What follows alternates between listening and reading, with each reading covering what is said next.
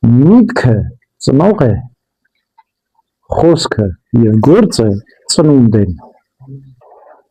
Ամեն ինչ որ մենք գործում ենք, նախ մտածում ենք, խորհրդածում ենք, այնուհետև խոսում ենք և անում ենք։ Սրա վերաբերյալ մեր Տերը Հիսուս Քրիստոս ավետարանում ասում է. աչքովդ նայեցիր, սրտումդ ցանկացար, շնացար։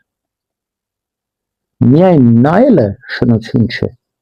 միայն մտածելը մեղք չէ։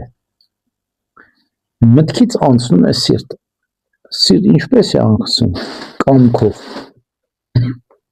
Մենք պետք է մեղքի դեմ արգելք դնենք, չպետք է ցանկանանք մեղքը։ Միտքը դու 100% չես կարող կառավարել, բայց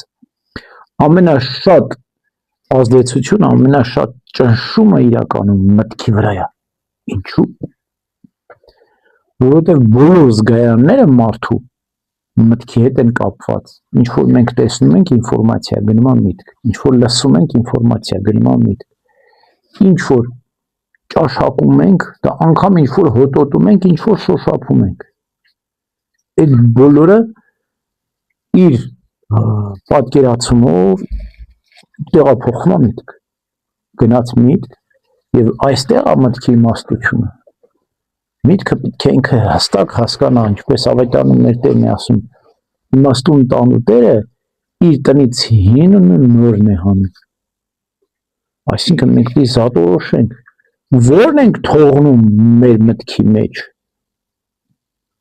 ո՞րն ենք հանում։ Այսինքն շատ կարևոր է մտքի իմաստությունը, որը կղեկավարի, կկառավարի նաև զգայարանների կարգավորումը, այսինքն դու